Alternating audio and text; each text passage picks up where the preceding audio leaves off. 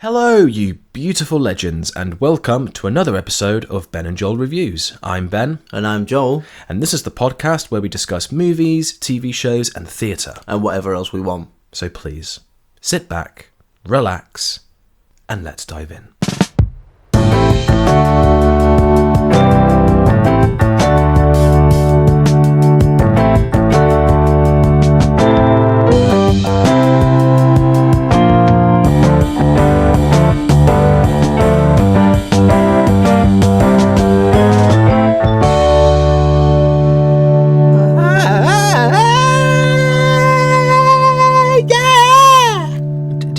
So extra. I don't know how not to be extra, darling. Well, you heard it here first. Yes, indeed. Hello to all. Hello to all. Welcome back. We're very tired. Yes, life is stressful and hard and difficult, but we're here again. We are. So we're going to forget about our woes for a portion of time. And what are we reviewing, Ben? We are finishing... Not just continuing, we are finishing our review for Batman Begins. Batman Begins ends. Batman Begins, the ending. The ending, yes. The long-awaited. Who knew that two white men could talk about this film for so long? I know. I'm telling you, we are the only people on the internet who have ever done that. I know, we are so original. Oh, God, yeah, of course. But it goes to show that this film just has so many talking points. I said to you shortly before recording, this is now probably the film that I've seen most in my life because of the podcast. But even though I've watched it multiple times over in the last few months, I still keep finding new things and little details that I didn't notice before. Yeah. So I think, if anything, it's a testament to the film's quality. Yeah. Yeah. No, yeah, true. And I watched it again yesterday, at the time of recording this. From the point that we got up to, I didn't watch the whole thing from the beginning. I watched the whole thing from the beginning. No, you didn't. I did. I genuinely did. I did. You did. Yeah. I gave you the time. I know, but it felt strange just picking up halfway through because I didn't want there to be like anything that I'd missed, anything that I wanted to like harken back to from like the first half of the film. Right. Turns out I didn't need to, but yeah. So I watched the whole thing again. I still enjoy it though. Yeah, it's still a great film. Yeah, it holds up.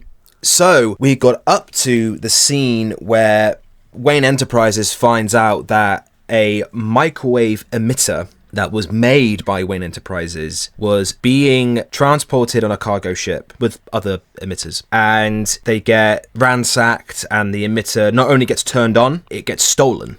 Mm. In my rewatch, I did find it quite funny that the whole idea is that it vaporizes water. You know, it's a military device to vaporize the enemy's water supply, and they activate it at sea. Did the sea disappear? What happened to the sea? All those poor fish. I know. And they think that it's the little packets that hold little 6 packs of beer that's going to kill the turtles. No, it's Wayne Enterprises. The corporations are the villains, everybody. The villains defeated themselves. Yes. The emitter evaporated the sea, causing the ship to crash. Yes. Killing everyone on board. Oh, well, we can't get it to Gotham now. Bruce is just watching over Wayne Tower like, well, that was easy. Yeah. All we had to do was remove the sea.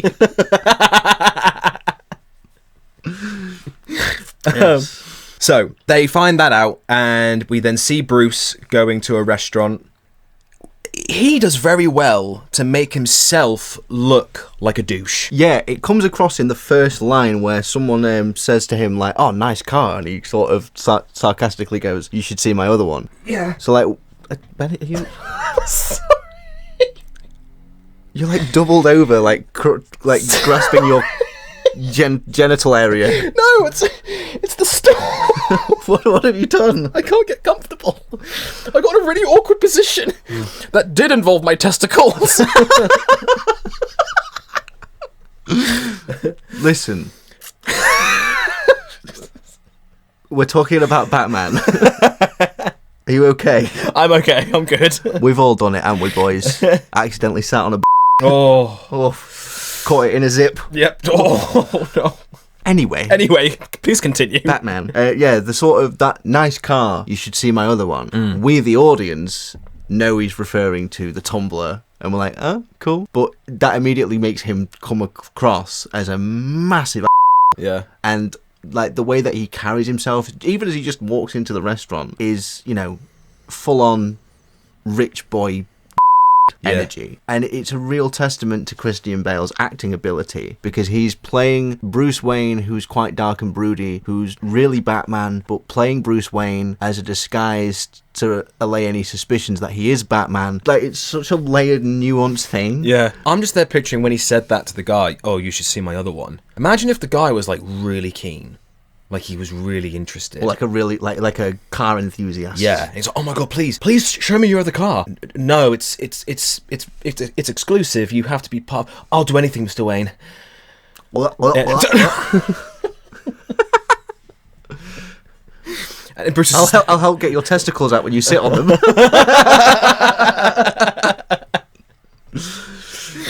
Bruce is just there like, no, what have I done? I've dug myself a hole. Well, the thing is, like, he just channel that energy. He'd be like, nah. Do you think Elon Musk will let strangers look at his car collection? Do you know what I mean? Sorry, I got you at a real bad time there. Ben just took a massive sip of tea and I made him laugh and he nearly died. So far, we're about maybe 7 minutes into this recording. He sat on a testicle and nearly choked. And they say things come in threes. Oh, God. What's going to happen next? I don't know. I'm scared. If you go into cardiac arrest, I don't know CPR. I'm sorry. Oh, God. Won't be the first time I've passed out. Yeah. So yeah, Bruce comes in and he's sat down with a bunch of people. They're all eating. And Bruce has come with two very beautiful women. They're swimming in what looks like a pool, but it's clearly not. It's clearly there for decoration. And someone who works there is like, yeah, they can't be doing that. Gonna have to ask you to leave. Bruce then keeps up his douchebag persona, writing a check, and says, I'm buying this hotel and making some new rules about the pool area. Weird flex, but okay. Could be the move. Could be the move, Ben. It could. Next time I'm, jumping up on the counter at a McDonald's demanding that Szechuan sauce and they tell me to leave, I'm going to just buy it. Could be the move. Just say that exact line, just change a few things. I'm buying this fast food restaurant and changing some of the rules about the sauce. You like sauce? Do you like sauce?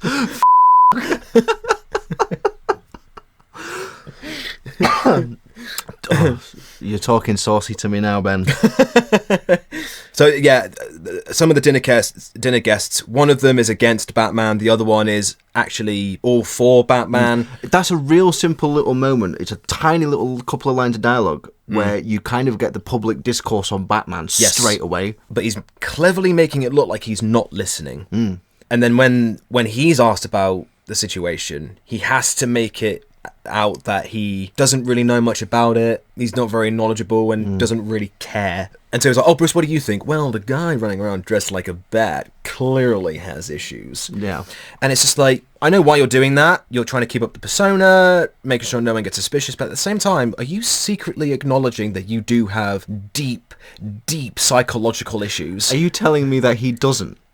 Like, he must be self-aware enough to know that he probably does. Yeah. The trauma of losing his parents at a very, very young age, and then nearly, attempting to kill Joe Chill at the court when obviously it gets taken out of his hands, and then disappearing for like 10 years to go and live a criminal life and learn what it means to be a criminal and learn all about justice. You're telling me he's not come back to Gotham absolutely f***ed up? You never know. Oh, he's come back so sound of mind. It's like he went to Bali and did some yoga and he's found himself. Should we go for bubble tea, Bats? Who were you impersonating? No. No, I do know, actually, but I can't say on the podcast. Oh, God. Someone I know. Oh, dear. Who I don't really care for. I'm going to yoga tomorrow. Anyway. So, Bruce is then leaving with the two beautiful women after having a bit of a swim. And he bumps into Rachel. And in this scene, Rachel is she says that her partner has... No, that's not in this scene. That's in a slightly later scene. I know which scene you're thinking I've of. jumped ahead. She's saying that she needs to go to work. She's got all these different plans in terms of her work. She says, you're clearly busy swimming. And Bruce says, no, Rachel, like, inside, I am more. Yeah. See, like, in that moment, right, so he's walking out, he's still got the sort of playboy persona on, and he sees Rachel, and you see it drop. It's sort of like the mask is half dropped, almost. You don't quite see totally underneath, but it softens a bit. Yeah. Right, when he's talking to Rachel, like the way that he looks at her, the way that he speaks to her comparatively to everybody else in that scene before, it's so obvious that he loves her, but he knows that he can't be with her because of the Batman persona and the mission behind it. He can't risk too big her. A risk. Yeah, so it's a more heartfelt scene than what I ever first realised when I watched it, because to me it was just them sort of setting up, oh well, they've seen each other again now for the first time, but there's so much more in the subtext. Yeah, it's like he wants to tell her everything, but he knows he can't. And then she says probably the most important line in the film, and that's, it's not who you are underneath, it's what you do that defines you. And she leaves, and he watches her go, and obviously that line eventually comes back later on. It's not who I am underneath, it's what I do that defines me. You could use that phrase in any context. Sorry, that was my impression of Donald Trump as Batman. Do you reckon that's how he justifies his heinous behaviour? It's not who I am underneath. It's what I do that defines me. By being an utter Yes. Can you tell what my stance is on Donald Trump by any chance? I have a vague idea, yes. Yeah, there you go. Politics, everyone. Oh God, let's not go down that rabbit hole. So, Johnny Boy. The pipes are calling. Johnny Boy pays Falcone a visit, and Falcone's there going, "Hey Doc, I can't take it anymore. The walls are closing on me. Blah blah blah." It's madness that there's this line drop just before Crane walks in to speak to Falcone, where they make it clear that he's been deliberately trying to cut his own wrists to make sure that he gets this insanity plea. Something I completely brushed over on all the viewings until the one that I just did. I caught that line. I'm like, whoa, that's. He's so desperate to get off and get on this insanity plea that he's willing to go that far. Which kind of does make him insane. Yeah. So, all the scenes in the aftermath of this where they're like, is he really going for an insanity plea? It's like, but yeah. He's a danger to himself, quite clearly. Whether it's out of actual mental troubles or just desperation, there's clearly something. But this scene is very, very tense. Just a weird little, very dark bit of dialogue that my brain just didn't ever quite pick up on. No, it's good that you pointed that out because, that does make him insane. Yeah. To some degree. Yeah. I mean, to be Falcone and to be that, mob boss and do the things that he does, that, there has to be sort of some kind of loss of empathy in some way, I feel. Yeah. So, And so Johnny Boy comes in and talks to him. And basically, Falcone is threatening him. He says if you don't, I've forgotten what he says. I can't remember the exact line, but he's basically trying to leverage what he knows about Crane and his operation to get out. Yes. Yeah. To which Crane sort of sighs and he says, "Would you like to see my mask?" Now, this is a really, really interesting thing. So, in university, one of the first projects we ever did, we had freedom of choice to talk about an actor's career that, whichever we wanted. It was like a way of sort of assessing what our levels were in terms of academics early on. And I chose Cillian Murphy. This was early days of Peaky Blinders before it became such a massive phenomenon. And I focused on Batman Begins, Red Eye, and I can't remember what the other film was. But something I noticed in my research for that paper in particular is if you were to draw a line between the persona of Jonathan Crane and Scarecrow, the switch always comes when Jonathan Crane takes off his glasses. Not necessarily puts on the Scarecrow mask, but takes off his glasses. Yeah. There's always a tonal shift. And from what I could gather, I think it was some niche interview that I managed to find on the depths of the internet, was a conscious choice by Cillian Murphy and Christopher Nolan and allowed it. Now, I don't know, I can't remember what the article was. This is years ago. I can't remember the article, but how cool is that? I could really hope that is actually true. No, that is really cool. That is a very cool detail. Yeah, we joked about that before, didn't we? About how it's quite similar to Superman and Clark Kent. Yeah. Dr. Crane walks in. "Oh, Dr. Crane, thank God you're here." Takes off the glasses. "Oh my God, it's Scarecrow!" So Johnny Boy uses the toxin on Falcone. Since when did the nut take over the nut house? That's a good line. So there's there's clearly like some kind of gas mask underneath the Scarecrow mask. Yeah. That protects him from the toxin. Yeah, there must be. There has to be. Because I was wondering that. Yeah, because now, later in the film, we see, like, Bruce and Gordon get inoculated to it by taking, like, a smaller dosage of whatever chemical it is. But clearly Crane isn't inoculated, because when the finale happens and you know, everyone's getting gassed, he has, a response to it. So he's clearly not inoculated, so yeah, therefore there must be a gas mask. Must be, yeah. But, so, you're telling me that there's this psychiatric doctor walking around just, and he's like, it's widely known that he just carries a gas mask in his briefcase that looks a bit like a scarecrow, and no one's going, that's a bit weird. No? Okay. I thought this was supposed to be grounded, Christopher Nolan. What the are you on about? No, to be fair, though, he probably kept it well hidden. Yeah, no, I was going to say. So he does use the toxin, which makes Falcone go absolutely bat crazy. That was actually unintentional. Oh my God, Ben. I didn't realise. You're a moron. But a genius at the same time. Oh my God. And now, obviously, when Scarecrow uses the toxin on somebody, that person that breathes it in sees what they fear the most. Yeah. So when it's Batman, he sees bats. Yeah. Like bats come out of Scarecrow's face, which is a really cool effect. Yeah. When it's Rachel... Is it maggots? Worms? Worms. So she's scared of worms? I hate worms. And if you know what, if the roles were reversed and it was Rachel's parents that got shot in the alley, and she went on this thing about justice and say she'd be worm woman. I was going to say worm man, but worm woman works so much better. She's got like the WW on her chest. Yeah, just slithers around. Pops up from Gotham sewers. Hello, I'm Worm Woman. She's got the Wormmobile. It only travels underground. Through all the mud. Oh, God. I think we've just come up with a really interesting yet hilarious parallel universe. You know, like if DC ever do like a similar thing to Marvel, what if? Oh, yeah. We've got you covered, guys. Worm Woman. I'm Worm Woman.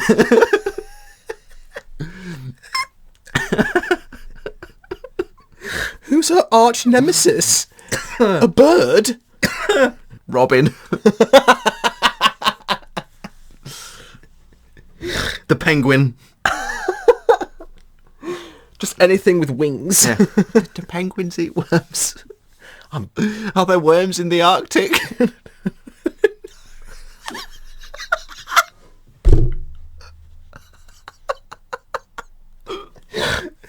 There's no soil. That's Worm Woman's weakness. Take us somewhere there's no soil.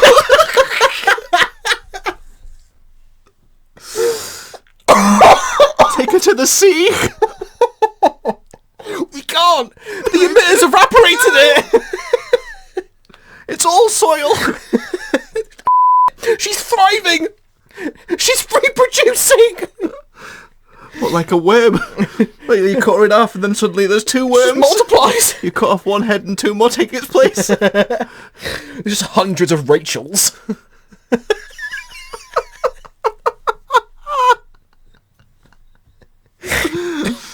Worm women? The Worm League.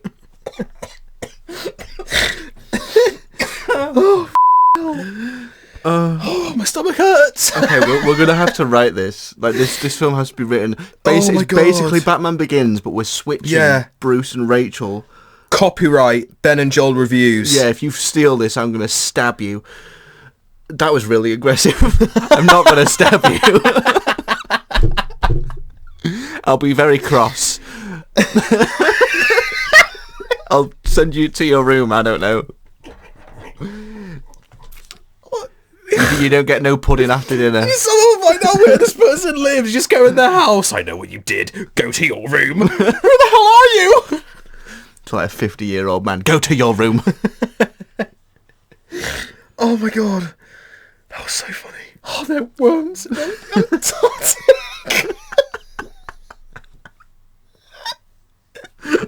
Right. Back on the film. Yeah, so the next scene. Oh, God. So, when I was saying when the person who's breathed in the toxin... Sorry. It's making me think of one.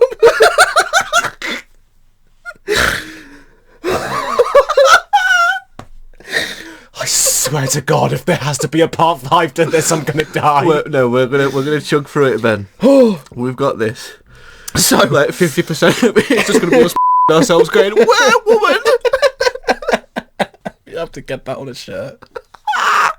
Oh my God. So yeah, the person breathing in the toxin sees what they fear most.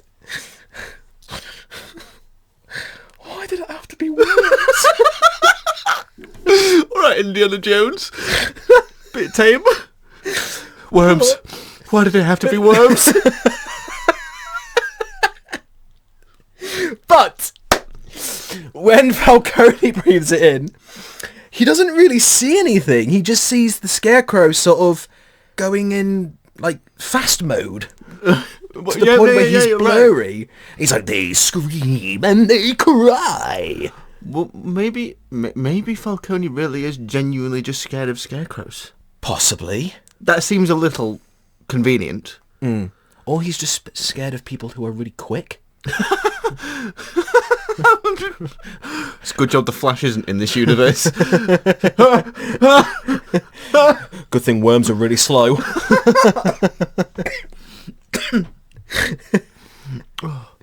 But maybe it's because of Scarecrow's connection with the League, and that's what he's afraid of. Oh, yeah. Like the idea that there's a bigger fish than him. Yeah. Fish. Bigger worm. When he said the League, for a minute I thought you meant the Justice League. I was like, wait, Scarecrow has connections to the Justice League? Yeah. How? The Flash. Oh my God, guys, we have our newest member, Worm Woman.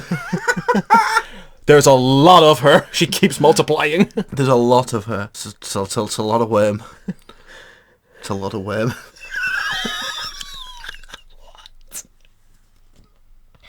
Is that her catchphrase? Yeah. It's a lot of worm. Yeah, she stops the bad guys and she's like, well, that's a lot of worm. Her sidekick, Slug Boy, is just there like, what does that even mean? his weakness is salt. He really loves lettuce. Oh, what have we done? Can you tell we've not been around each other for a bit of time? It's been like, a while. Yeah. And honestly, when we get back in a room together, we just rail off the weirdest. We do. We've literally created a whole new character and universe. Yeah. Jokes aside, that could be a good animated series. It actually could. It actually could.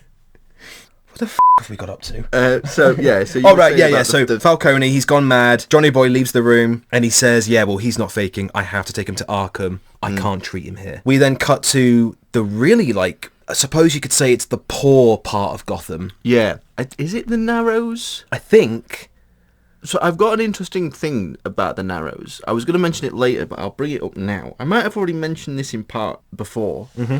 The Narrows seems to have been a Christopher Nolan creation for sort of the Gotham slums. Because when I've been writing my own projects to do with Batman, the geography is really important to me. So I've been trying to figure out what my interpretation of the map of Gotham is. Just generally. I don't need it to be in crazy detail. Yeah. But where certain landmarks are in relation to each other, like where all the districts are, and Amusement Mile and Wayne Manor and Wayne Tower and all of those kind of things. And it's only after the release of Batman Begins that the Narrows actually starts popping up on a lot of the maps that are, considered canon or fan made. Have they added it to the comics since the Nolan films? Yes, it's become quite an integral part of the comics. So it's now canon? In terms of the geography of Gotham, the Narrows is actually one of the most explored parts now because it offered up so much. Yeah.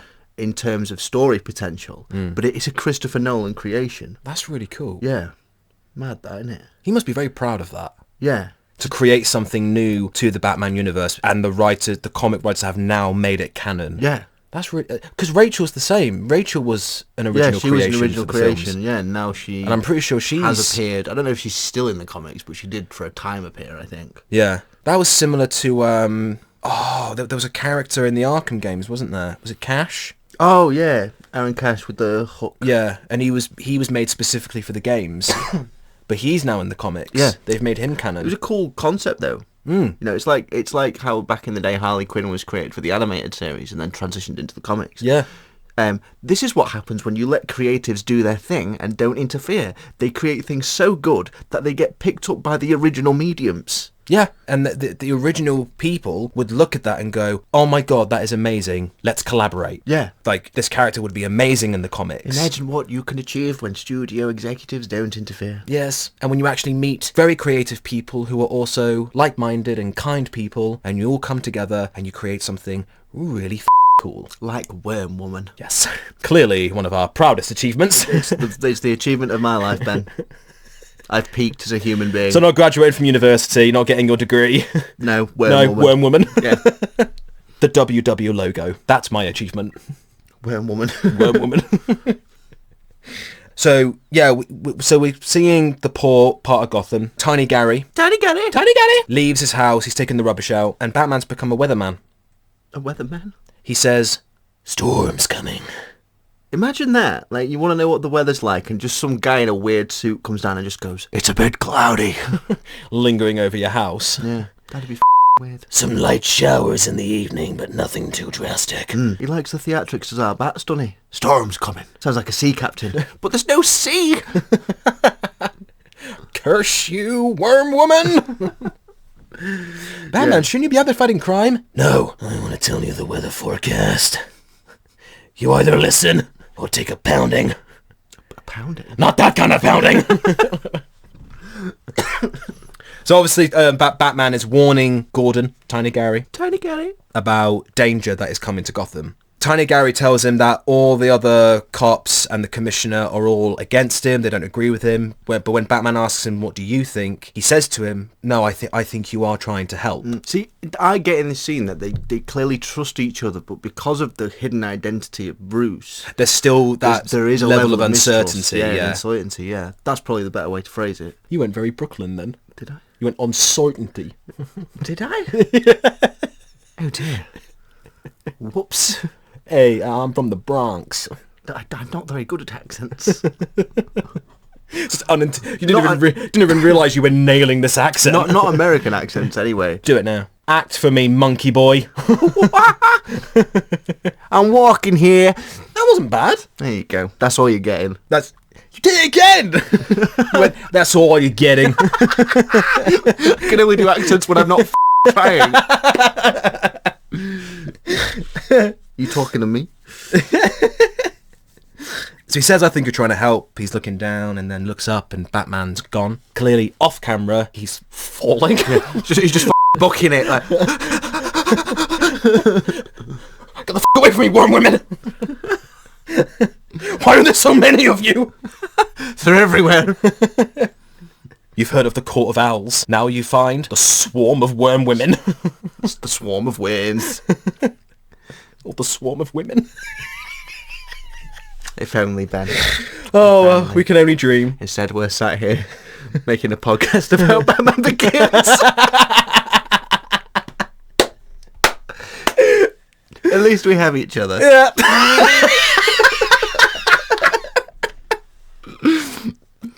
It's just you, me, and Worm Woman. Oh my god. Okay, so Batman then goes to Flash. Yeah, this scene. This scene it's iconic. It's also hilarious. Yeah. Do you remember the old College Humor parody video of this scene? Yes. Where he's like testing out voices? Yeah. Iconic. I know, absolutely hilarious. We're not going to quote it, obviously, because it's not our work. Go to College Humor and watch this sketch. Please it's find it. So I funny. miss College Humor so much. Are they still not going on? I don't know if they're making content anymore. I think they got like absorbed into another company or something. It's a shame because they made some gold. They did, especially with Batman. Yeah. But Flash buys some food at a hot dog stand. He nicks some money because he's a and Batman suddenly uses his grapple to hang him upside down, shoot him up to the top of this building, and he's like, oh, oh, and Batman's really sort of scrunching his face up, and he says the classic, where are the other drugs going? And then Flash is like, I don't know, I swear to me. I love that line, swear to me, because he said, Flash says, I swear to God. Batman says, I swear to me. So this is Batman trying to put across his status as a fear symbol. He's like, I am such a threat to you that I am worse than God. Yeah. Do you imagine that from Flash's perspective? Hanging You're over walking a down building. the street eating some falafel, and suddenly you've been fired up into the air, and there's a guy in a gimp suit going, give me this information or you'll regret. Do you know what I mean? Like I am worse than God. Yeah, no, I completely agree with what you're saying. But see, now I'm just picturing you in a gimp suit going, tell me what I want to know, or I shall drop you from this building, you That is something I would do. How do you know about my nightly activities? You're wearing a ring as a necklace. As a necklace? Yeah. Who's got a that big? I don't It's got some girth. Oh my god. Gimp Man and Worm Woman fighting crime.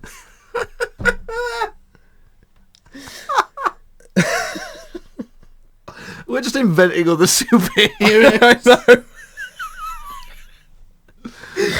I know. Oh dear. So it's a great scene where Batman is literally putting the fear of God into Flash. Yeah. Joe, it's a shame as well. Flash is such an integral part of the Year One comic, which so clearly inspired Batman Begins. Yeah. That we don't see more of him. Because he was such an integral cog in Year One, but he doesn't get as big a part here, which is a shame. So I wonder if maybe there's a director's cut out there somewhere where he plays a bigger role. But Possibly. I guess he's not necessary for the plot in a lot of ways. Like, Begins isn't necessarily an adaptation of Year One, it just takes inspiration from. Yeah.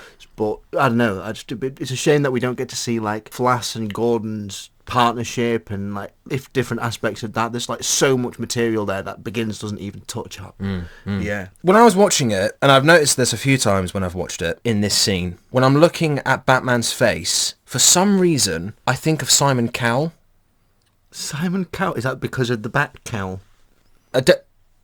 No, I never put those two together. There you go. Wow. But I had a dream that Simon Cowell was Batman. What the Because of this scene. Wait, so the dream didn't make you... This scene made you have that dream? What is it about his... Sorry, this is blowing my mind. Simon Cowell? Yeah. Why? I don't know. I do not understand that at all. I do not know. This is just I'm going to have to go back and watch that scene now to try and figure out what the you mean. Does anybody else see that? I do not see that The thing at is, all. I genuinely think I'm the only person on the planet who has thought this. Probably. And it's just how my weird brain... Well, not anymore, because I'm thinking about it, and anyone listening to this is also probably thinking about it now. Maybe. I don't know. Simon Cowell. What a weird choice. This is flabbergasted you. I am flummoxed. Absolutely flummoxed. Oh, God. Could you imagine him as actual Batman? Oh, God. With his incredibly white teeth.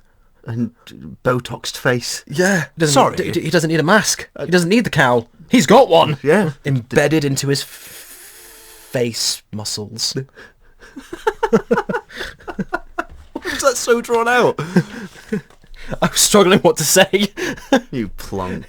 It's been a long day. Wait. So if Simon Cowell's Batman, where's Bruce Wayne? Where's Robin? It's Louis Walsh. Sake. He's chasing after you. You're a star. You're always going to be a star. You've got the talent. I manage Westlife. And what's the other one? Boys Own.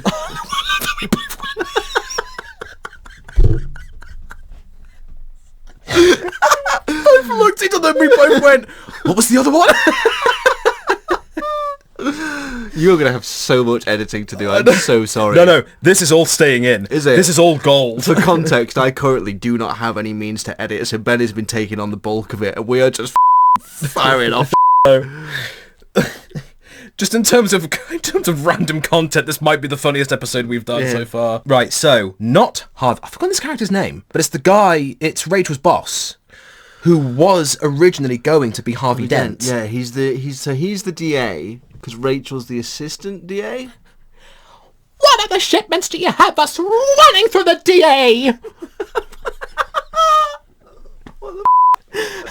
I came across that randomly on my phone one night, so when you said DA, it just made me think of that. Beautiful. I can't remember the character's name, but I know what you mean. Is this the scene where there's the crate? Yes. And the vaporizer. The emitter is in one of the crates. I keep saying vaporizer, and the thing is, it's Well, not. I mean, it is. It's a microwave emitter. Yeah. But every time I say vaporizer, I'm just thinking of like a vape pen. Well, see, now that you say vaporizer, I'm thinking that someone's literally been vaporized to dust. Oh, yeah, we had different ideas about what that meant. No, I'm just thinking of like some Chad dude with like strawberry flavoured vape, just, you know.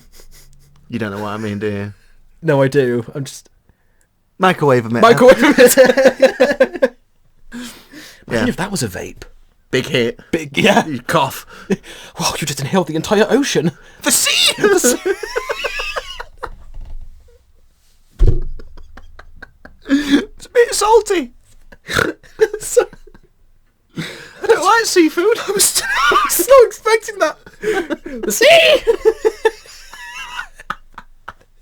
Joel has had, throughout the show so far, and I'm still quite amazed it's been over 6 months since we started the show. Yeah.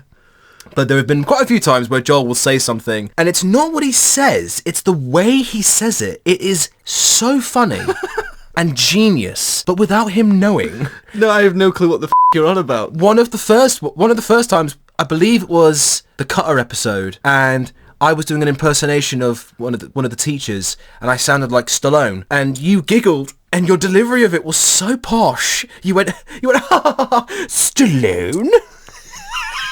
Yeah, I know what you're talking about, jeez. Yeah. So now we've got that, and we now have the sea! The thing is, to me, this is just how I talk. Like, obviously it's like amped up a bit for recording purposes, of course it is. But this is just me. Am I secretly a genius? I think you are, darling. Thank you, that was really lovely of you to say. Like, not even a joke or a rebuttal, just that was really sweet. So not Harvey Dent demands these men open this crate. They do, and it's the stolen microwave emitter. To which then not Harvey Dent is shot and killed. Which is quite dark. Yeah, I think, again, first viewing, I weirdly assumed, obviously, like, I'm aware of, like, guns with silencers and stuff, but I remember my first few viewings of this, I just thought it was like a tranquilizer dart gun or something. Right. And they were just putting him to sleep, and it never occurred to me that he just got murdered. Yeah. But then I never questioned, he never crops up again. I never questioned it. What a moron. It's not Scooby-Doo. Put him to sleep with this tranquilizer dart. Like, no, he got shot. Yeah. From behind multiple times. Yeah. Quite a brutal, for a superhero film that's made ideally for younger audiences, that's quite a brutal moment. Yeah, no, but just younger Joel is just a idiot. He's not dead. He's just gone to sleep. He's going to the farm to be with his friends. You're watching The Dark Knight. Where's that guy that got put to sleep? The sea! The sea! Oh no! He's being eaten by all the Wonder Women! He's worm food now. So there's another scene where Batman is he's going through the poor area of Gotham, to which we see King Joffrey. Yeah, literally in my notes. Yeah. Mine as well. King Joffrey. A very young King Joffrey. Obviously, it's not the actual character, it's the actor who plays him in Game of Thrones. I can't remember the actor's name. No, I can't either. But he's not an actor anymore, though, is he? Is he not? I don't think he ever did anything after Joffrey, after Game of Thrones. I think he retired from acting because he wanted to pursue other things. That's Fair. a shame because he was. I mean, yeah, the guy was very good, but obviously, fair play to him. Yeah. If he wants to do other things, Live your life. Yeah, absolutely. Proud of you. Not that my pride of someone I've never met matters even remotely. Do you imagine if he somehow got in touch with you?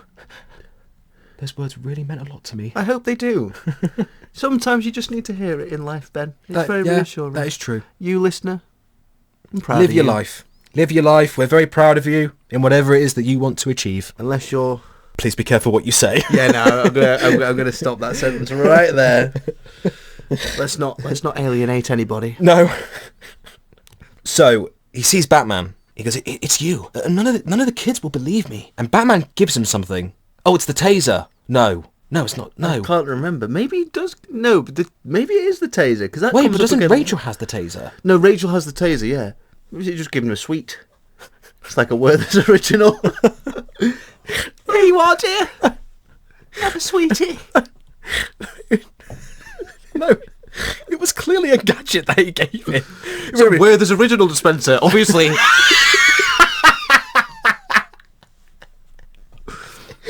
You've heard of the microwave emitter. Now, Get ready for the Werther's original dispenser. Patented by Wayne Enterprises. Oh God! What does he actually give him? I'm going to be racking my brains about that. I can't believe. Why did I not note this down? What does he give him? Because I don't think we ever see him use it. No, is that a plot point that Christopher Nolan dropped? Unless we're both just really dumb Which is quite possible. and didn't take notice. Maybe Maybe. Maybe we're not geniuses. Maybe we're just unintentional morons. Oh no, that's even worse. We're morons and we don't know it. Yeah. So, My literal only note for this scene is King Joffrey. That's it. it's just King I was just waiting to see him see Batman fly off, and he just goes, "Bring me his head." Still in the mask. Yeah. Oh God. The Bruce's head slowly slipping out of the cowl. Oh, Simon Cowell. Of course. How could it have been anybody else? Now it's just up to Worm Woman. So Batman breaks into a house where he finds the rabbits. Yeah. Why? So, rabbits. Right. Tell me about the rabbits, Tell me about the rabbits. Isn't it a thing? It's a tiny, tiny detail. When the drug shipments are coming in, the general drugs, so I assume the class A's, like cocaine, are in teddy bears. Right? So I don't know what you're... I can see that you're going to break. And then Crane's drugs are in rabbits. And that's how they distinguish what's getting shipped where. Mm.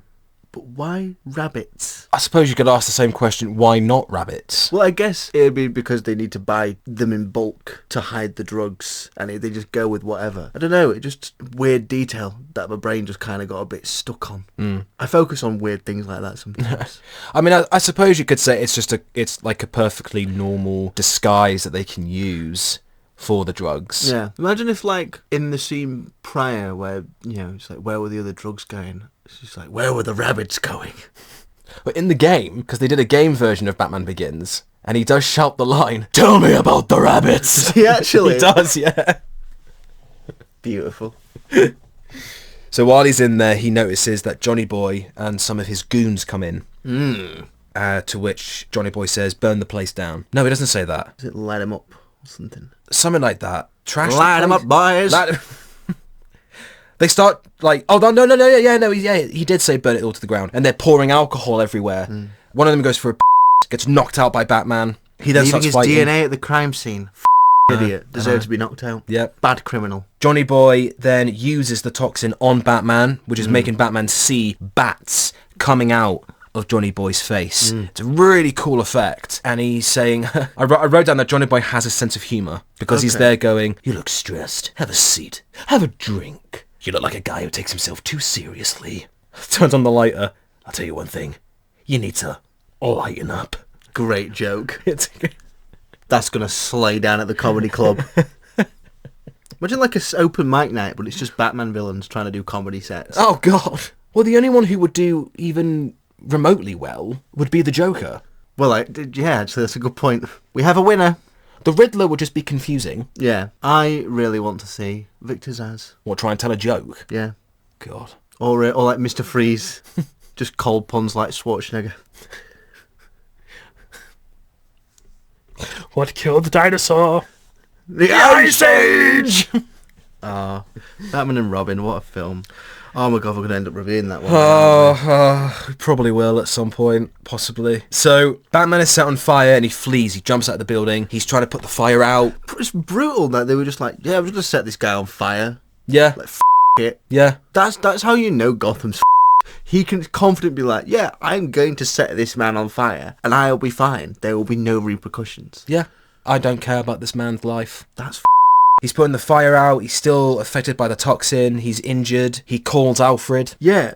And but the thing is, it's really significant because, and I think this has sort of been lost in a lot of, maybe not like Matt Reeves' the Batman, but in like certain versions of Batman, he's so kick-ass and so like, holy shit, he's Batman, he's so cool, that we don't see him fail, which then sort of lessens the triumphs. Yeah. Because we don't see him getting trialed, I suppose, and having to learn to trial by fire. But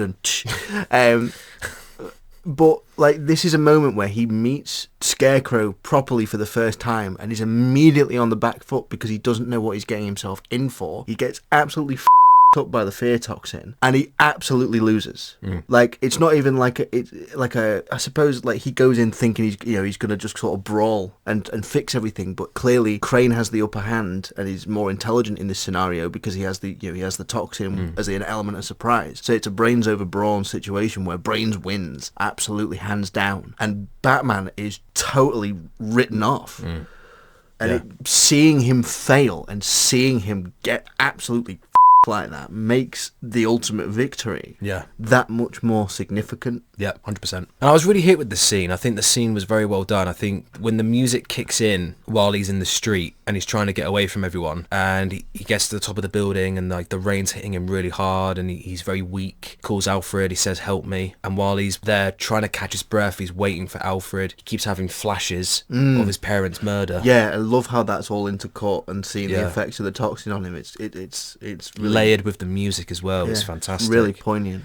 And then again, Batman's supposed to be this kick-ass, badass, stoic character that works alone and doesn't need help, and he's will always triumph. And yet we see him laying there, forced to face his biggest fears because of the toxin, and in the rain, and he's down and out, and he's calling for Alfred, who is his pseudo father figure, because he needs help.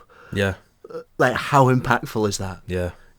Yeah. So even Batman needs help sometimes. He does. And then it cuts to him in the back of the car and he's just completely freaking out. He's not making much sense. He's speaking really fast. And you see, I love Michael Caine. Michael Caine. Such an incredible actor, because in this one shot of Alfred driving the car, you can see the fear in his face. The fear that he has for Bruce. I've not noted that down, but I know which shot you're talking about. Like, he looks like he's on the verge of crying because he's that worried about him. Yeah. Because he loves Bruce. Yeah. Imagine, like, you don't know what he's been dosed with. He could die. And, that's Batman's dad, So in that moment, just from the look on his face, it was so easily believable that he was scared. He was scared for Bruce in that moment. But Michael Caine, I mean, oh my God, that man can do no wrong. He can do anything with just a look. He can convey a whole scene with just a look. Have you seen his video on acting about how he uses his eyes? Yeah. So fascinating. He's so right. Oh yeah, it's absolutely true. If anyone's trying to get into acting and wants some really solid advice, especially for film and TV, look up the Michael Caine eye technique or whatever it is it's called.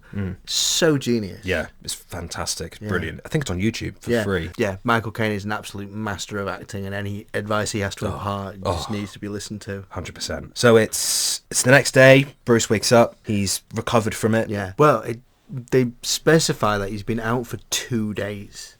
Yeah. That's insane. And he realizes that it's a hallucinogen. Yeah. But with a much stronger dosage. Yeah.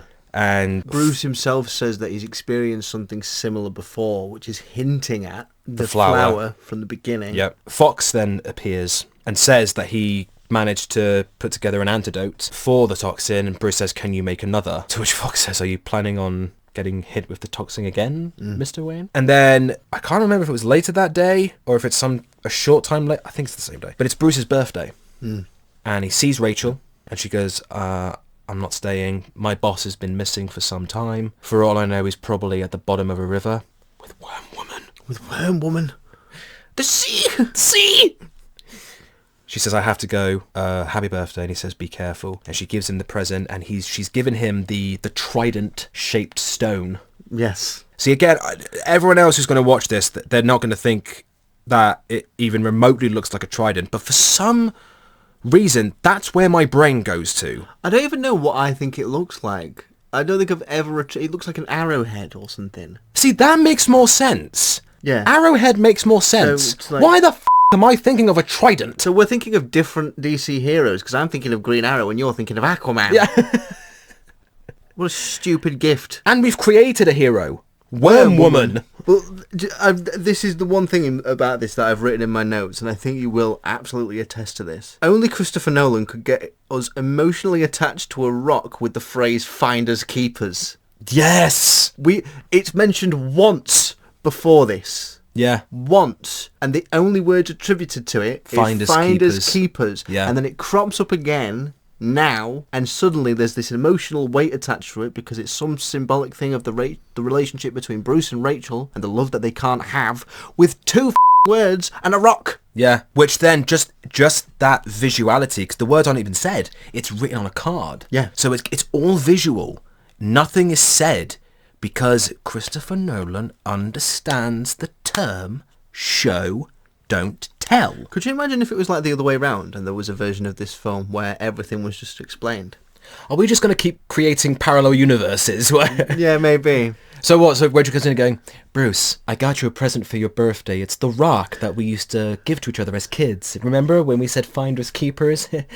That was almost 20 years ago, Bruce. Thank you. That's really impacting me, and it's reminding me of the love that we can never share because of my alter ego. And I'm also saddened by the death of my parents, which helped me create my other alter ego. I'm Batman. Wait, Bruce, you just gave away your identity really quick. This different version of Christopher Nolan's behind the camera going, what the I know I should have made Worm Woman instead of this. So he watches her leave. And then as soon as he sees that she's gone, he races to the cave. Yeah. Now, this is the best Batcave entrance ever. Yeah.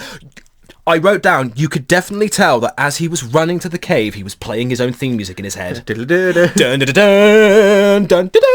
Yeah. Oh, my God. Alfred's saying to him, but, sir, the guests, they're going to be arriving soon. And Bruce says, it's okay, just keep them entertained. Tell them that joke you know. Yeah, no, I took note of this because that is such a sarky little comment, because that implies that Alfred only knows one joke.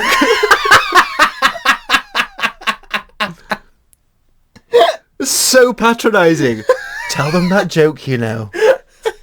And then it just cuts to like Alfred awkwardly holding court when everyone's wondering where Bruce is, and he's like, knock knock.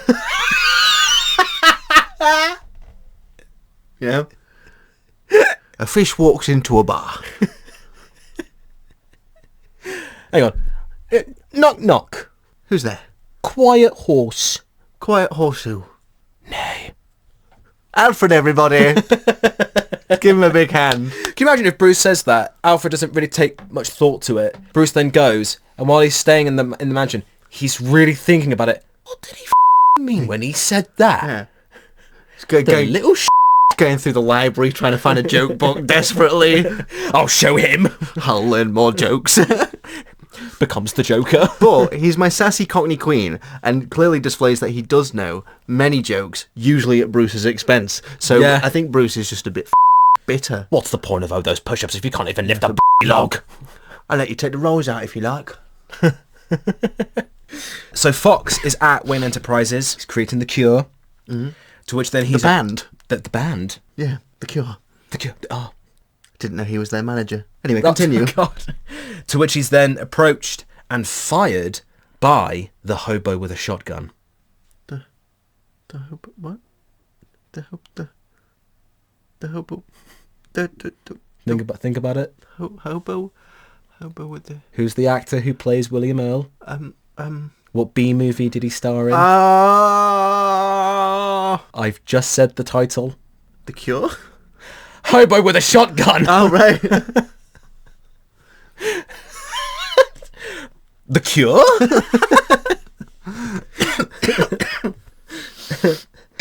So Fox is approached by William Earl, who was played by Rutger Hauer, who did play the hobo with a shotgun, and he fires him. And With a shotgun. Yeah. To which he then says, "Didn't you get the memo?"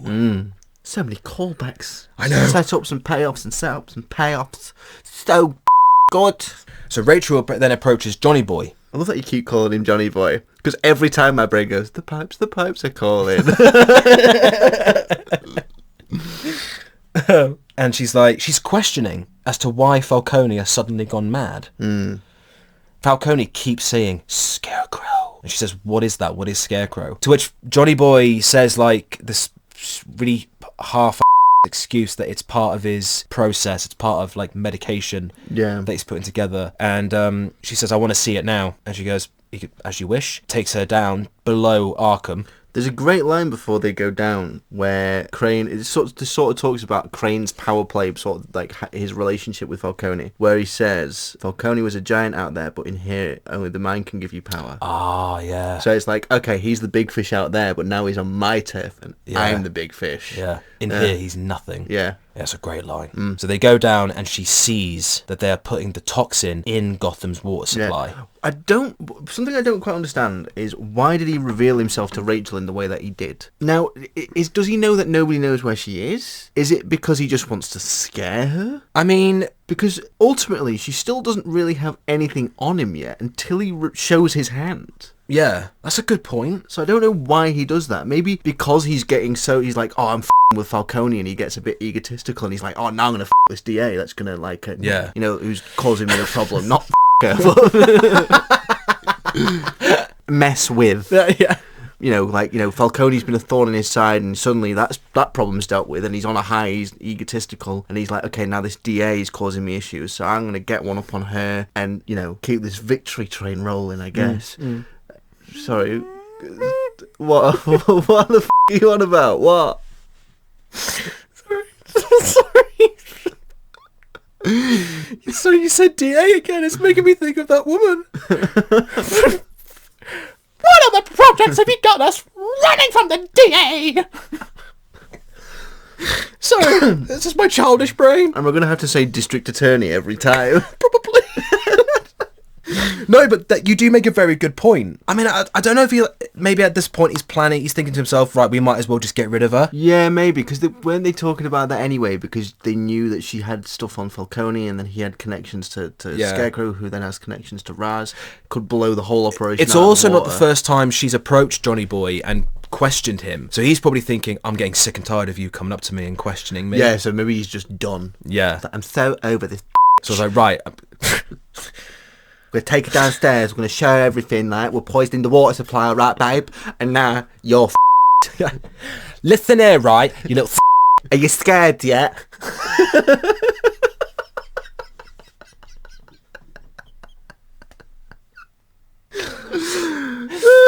Just to explain the visual there, Joel showed jazz hands. And then to which then he went, "Are you scared yet?" Jazz hands are terrifying. Depending on how they're used. Maybe in the next Friday the 13th. What? Ha ha. Oh God, So he takes it down and shows that his men are putting the toxin in the water supply. And the implication is that they've been doing this for a long time. Yes. So that literally the entire water supply is doused in the toxin. And everyone's ready for the emitter to vaporize it. She then goes to run. She's like, I need to get out of here and I need to report this. But then Johnny Boy gets to her, hits her with the toxin. To which then we see her fear, which is worms. I don't know why you think worms are scary, but... Well, Worm Woman is the symbol of fear, so... Yeah.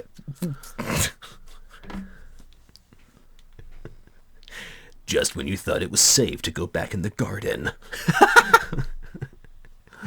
My begonias.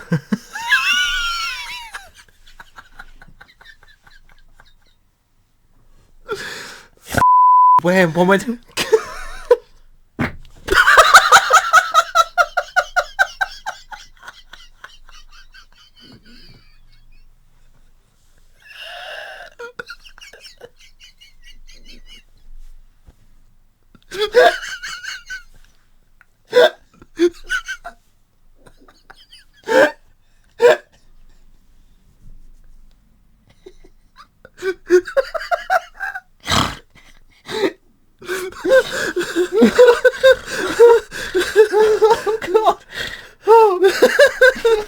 my greatest achievement. I made you laugh so hard.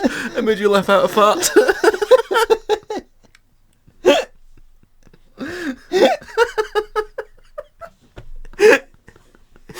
Oh, apologies for that. Better hope than I always say. Oh, God.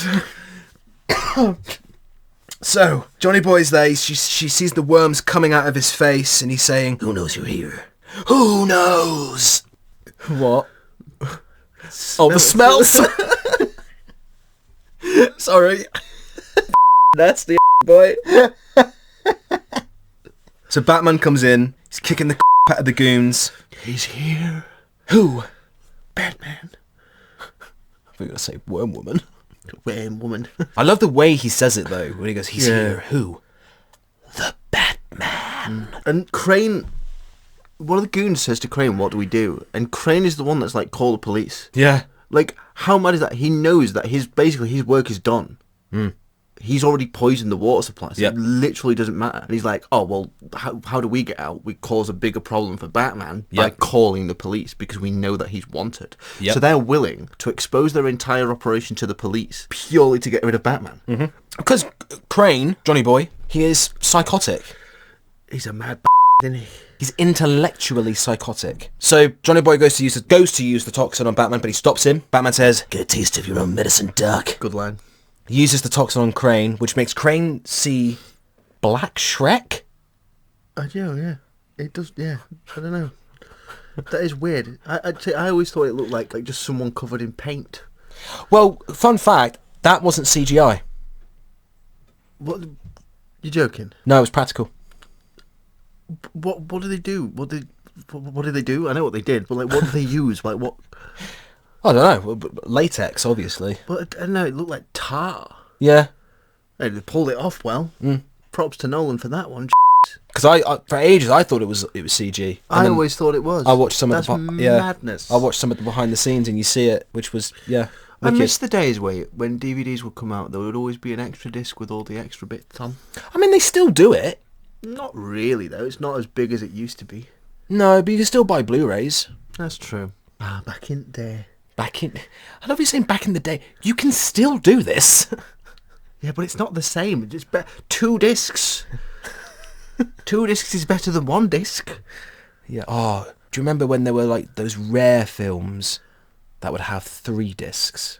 Sorry, the noise I just made. This is a topic for another time. So, Yes. Batman then knocks out Johnny Boy, and Tiny Gary comes in. Tiny Gary. Tiny Gary. Batman shoots him up, and he says, "She's been poisoned." For ages, I didn't realise that's how, because it's cut so quickly. I never realised that Batman grapples Tiny Gary and pulls him up. Didn't register at all. What did you think was happening? I don't know, but I never quite clocked it in the editing because it's so rapid that he got grappled. Yeah. You know, he probably went so fast because he's Tiny Gary and he's only tiny. He doesn't weigh a lot. Yeah.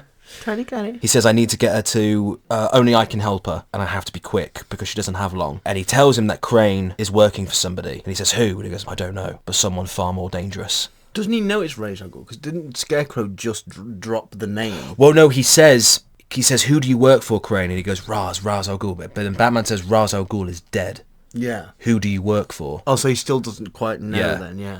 Which, but then also, I'm surprised Batman didn't think, how do you know that name? Yeah. Wouldn't he have been able to put 2 and 2 together? Yeah.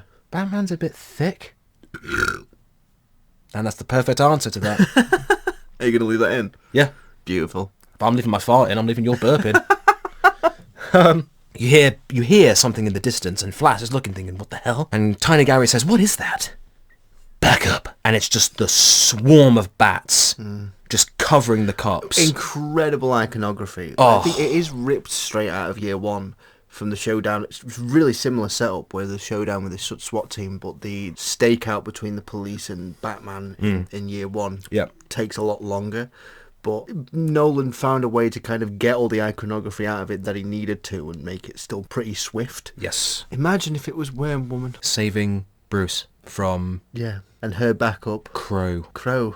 Not Scarecrow, just Crow. Crow. And the backup comes and it's just worms. Just worms. Just worms. It's just worms. In the shape of the Batmobile? It's just worms. Just worms. In the shape of the wormmobile. God. So Tiny Gary gets Rachel out of the building while Batman is flying with the bats, distracting all the cops, gets her in the Batmobile, and then the race for Rachel's life begins. This is an amazing scene. Yeah. I believe it's made with models. I don't think you couldn't do it in real life like a lot of it, but obviously Nolan has a tendency to do practical stuff. That couldn't have all been done with models. I think some of it is real. Really? But I do think a lot of it is model work. Oh, wow. Yeah, to get all the crashes and all the I know some of the crashes were real. Yeah, they staged some of it, but like, yeah, there is a lot of it that is model work. Incredibly. Yeah. Incredibly well done. That's Yeah. what I was trying to say. Perfectly synced with Hans Zimmer's. Yeah, the music. score for this sequence is Oh. so incredible. And again, like, it's filled with great lines, amazing suspense. Like the whole, it's a black tank. But, that's a spin on the whole putting bat before whatever vehicle it is, like the bat bike and the Batmobile. Yeah. It's the bat tank. Yeah. Yeah. Yeah. And it's the only reference to that because it's a little joke. And I just think that's quite funny that they span that on its head. Yeah. But then the Tumbler, bad name. I know, the Bat Tumbler. The bat Tumbler. Why is that making me think of Bat Tinder? Swipe left. See, this is my brain. Swipe left. It's just his villains. Swipe left. Joker. Swipe right. Swipe right. So the race goes on. He's telling Rachel to breathe slowly, and he briefly turns all of his lights off, which makes the cops lose him. Turns them back on, continues the race, and we're seeing what Rachel's seeing is like everything's sort of like turning into like flashing lights, to which Batman... This is it. Batman's going, just hold on! Rachel! I love that so much. So we mentioned this way back in part 1, Yeah. and we said we would talk about it when we get to it. Yeah. We've finally gotten to it. Finally got to it. There's a meme, an Insta Reel, a TikTok, whatever you find it on, and the caption is, when you're watching a film with someone and they start falling asleep when you get to the good part. Just hold on! Rachel! And now every single time we're watching a movie together and like one of us is sort of drifting a little bit, that crops up. I think there was a time we were watching something together and I was actually falling asleep and you just fully just screamed, Rachel! at me. Yeah.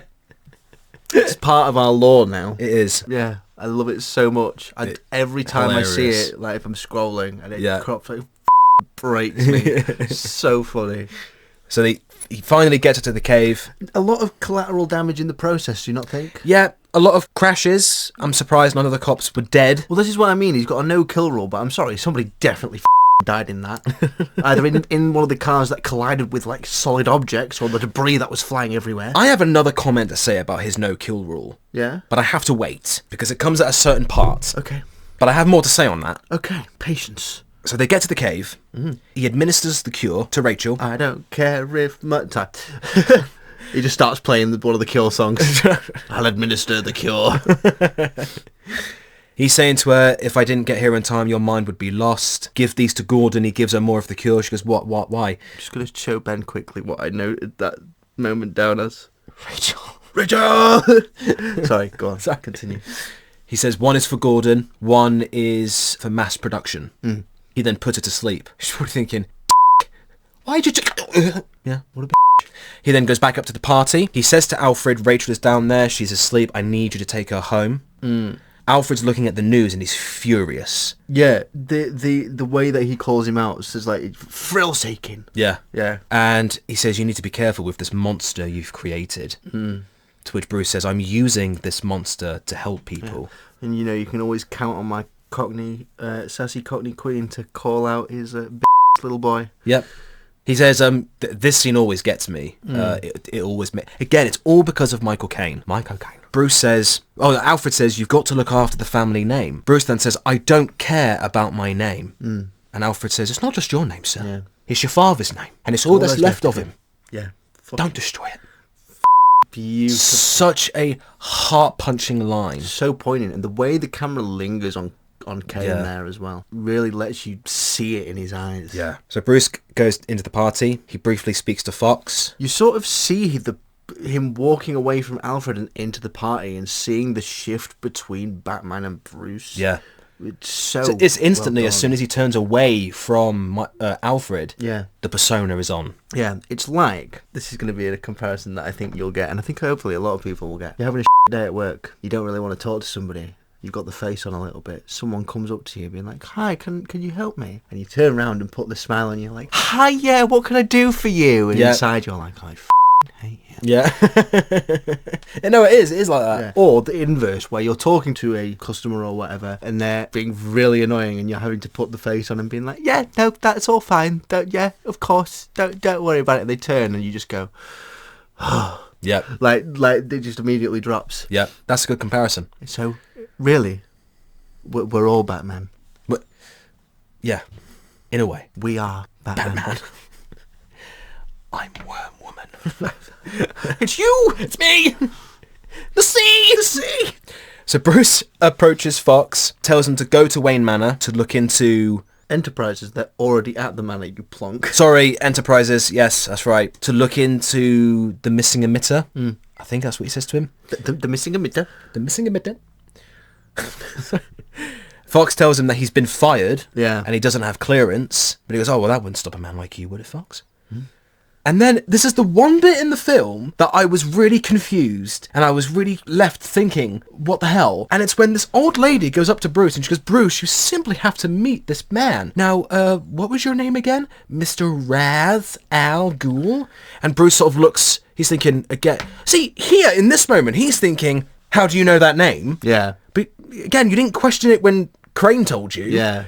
But it's a man who's very clearly not Ra's al Ghul. Yeah. And Bruce says, you're not Ra's al Ghul, I watched him die. And I love this entrance. You hear Liam Neeson's voice behind me going, but is Ra's al Ghul immortal? Instantly from that line and from that visual, you instantly know that he's been behind all of this the entire time. Yeah. Now, the bit that really confused me, Okay. where does the old lady go? Well, she just disappears from the conversation. That's a good point. Yeah. Maybe one of the assassins just silently just like... But you see her walk away. You simply must meet this man. Ra's al Ghul, was it? There's immediate tension and she's like, I'm just going to leave you boys to it. Clearly you've got something you need to work out, boys. Ooh. Okay? I'm going to go get a martini. Oh, clearly you guys know each other. I wasn't expecting that. Whoopsies. I'm going to off. I was just so baffled by it. No, yeah, I've never even thought about To that. which I noted down, is she part of the League? Is that why she's not fazed by it? Maybe. She's just a She's their ninja. top assassin. A ninja granny. That's a great visual. That's Worm Woman's arch nemesis. Ninja Granny. Ninja granny. Rhymes suspiciously a lot with the... Don't say it. Tiny Gelly. Oh, okay. I thought you were going to say smelly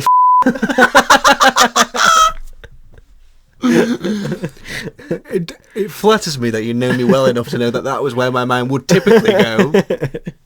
See, I think it's really interesting, this moment of the reveal, because now, do you watch films with subtitles on? If it's non-English. Yeah, okay, but would you watch English films with subtitles on? No, because I have ears. I don't know why. I like having the subtitles on. Okay. I don't know why that is. Some people say it's a neurodivergence thing, but I'm not going to comment on that. I don't know. And I don't have a diagnosis, and I'm not a doctor. But in the subtitles, you know, when they have like the name when someone starts speaking, Yeah. Liam Neeson's character is Ducard, which is what he first Oh, yeah. introduces himself as, and it never changes to Ra's al Ghul. So my... Raz. Raish. We had this debate already, Ben. So, Raish... I'm already switching. God. You know what I mean when I switch between them. You know what I mean. Right. So, Raish is, in this instance, an idea. He's the false figurehead of the organisation that can constantly be replaced. But he's not real. And Ducard is the one that's actually manipulating things. So is Raz actually a character in this? Or is it just Ducard? It's interesting, but I do think The implication being that he is Ra's al Ghul. Yeah. I think that is what they're trying to say. I suppose maybe there's more details in Rises that would give credence to that. Yeah. But obviously that film hadn't been even written yet. Yeah. So maybe there was a version of this where Raz was just a concept. Possibly, and then they'd probably changed it with Rises, with Bane confirming that Ra's al Ghul was a person. Yeah. Because he says, I am the League of Shadows and I'm here to fulfill Ra's al Ghul's destiny. Yeah. So no, yeah, maybe at the start it was probably seen as just an idea. It's a great deception. It's a great bait and switch. Yeah. And it's a flipping on... The whole sort of the person who trained me is the villain kind of trope. Yeah. You know, like my master is the villain after all thing has been done to death, and sometimes you can see it coming a mile away, and it's so... And even though, like, you know, people have gone into this knowing the source material and probably knows that, oh, well, if, you know, the League of Shadows and Ra's al Ghul are at the start, they're probably going to come back at the end. Yeah. You know, but you get so lost in the story and so, you know, caught in all the other things with Scarecrow and Rachel and Gordon and everything else, that when the switch finally comes, it has been so subverted from the norm that you still don't expect it. Yeah. Incredibly well written. Yeah, insanely well written. Bruce then puts two and two together, finally. Took him a while. The pennies finally dropped bats in it.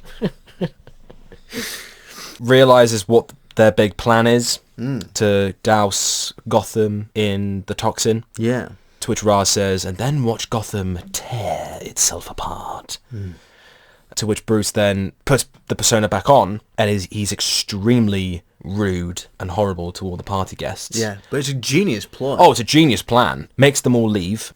To which, again, Ra's says, amusing, but pointless. I like this little moment where Raz is talking about how they've attempted to take Gotham down before, and they said they tried a different method with economics, which is why Gotham is so impoverished in the first place, because they were trying to destroy it, but then because they tried to destroy it and made people so impoverished like Joe Chill, that led to Thomas and Martha being killed, and then their death was the reason that Gotham continued to survive, barely, because it sort of gave people some hope, gave it back some will. Yeah. Such an interesting idea that the initial attempt to take Gotham down is what kept it alive long enough for Batman to be born, and then ultimately Full circle. everything's come full circle. Mad. Genius. Christopher Nolan. Well done. And also the comics. Yes, indeed. And David Goyer. Yes, that's David Goyer. That was the name I was thinking of. My brain didn't... the names in my head are not actual real people. It's like Tiny Gary and Worm Woman. You know, so if we're actually talking about anybody real, I'm like clutching at straws, being like, Slug Boy, no. Slug Boy. Yeah. So then Ra's al Ghul has his men burn the manor down. They have a bit of a fight. Yeah. There's also a line about not karma, but balance, and about how Batman left Ra's in his house burning, left for dead. And now he's doing the same to him. Yeah. And he says, consider us even. Yeah. Full circle. Yeah. Although that wasn't really... Bruce saved him. Yeah, didn't actually leave him for dead. No. So I think Ra's has things a bit twisted, a bit warped. Yeah, well, he is the villain, so of course he would, wouldn't he? Yeah, yeah. Are you all right today, darling? I don't know. I keep slipping into that voice, don't I? Are you sure you don't have an alter ego? Don't know what you're talking about, babe. Flamboyant man. Flamboyant man. Da-da-da, I'm here to save you. Now. Anyway, so huge burning log lands on Bruce, knocking him out. Give us a line, Ben. Alfred comes in. Well, he does have another good line beforehand. Oh, when he knocks out the goon and goes, I hope you're not part of the fire brigade. Yeah. Sausage sassy cunt. Saucy sassy I was trying to say sassy cockney queen, but I got my words jumbled. Well, I mean, saucy sassy I love made some saucy sassy So Alfred runs in. He's going, Master Wayne! Master Wayne! He's trying to help him lift it off, to which he says the great line, what is the point of all those push-ups if he can't even lift a log? To which Bruce looks very offended. Yeah. And then pushes it off. That line has the same level of bad and humour as the line he said in the Italian Job. Yeah, you're only supposed to blow the doors off. Yeah. So they manage to get into the elevator that goes down to the Batcave, but they kind of crash down. Yeah. And we get the Dark Night of the Soul. Yes.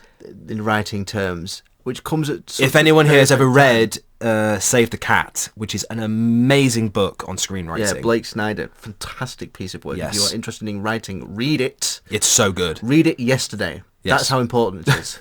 So Bruce looks up, and I love how this scene was shot. They're in this... He's physically the lowest he can be. Literally, yeah. Yeah. Physically, metaphorically. Yeah. They're at the bottom of the cave. The lift is all busted. The lift is the only part that they're in that's actually lit. And Bruce is looking up, and you can see the fire that is engulfing the manor. And Bruce is saying, "What have I done, Alfred?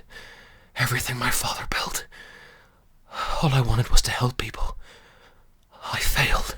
And we get 2 incredible callbacks. Oh. Just set up and payoff is done so well by Nolan. And the Yeah. fact that we get 2 in 1 at this such a critical moment in the film. Yeah. It's going to make me tear up. Again, Hans Zimmer's beautiful music kicks in, and Alfred said, "Oh God, what's wrong with me?" No, feel your emotions, Ben.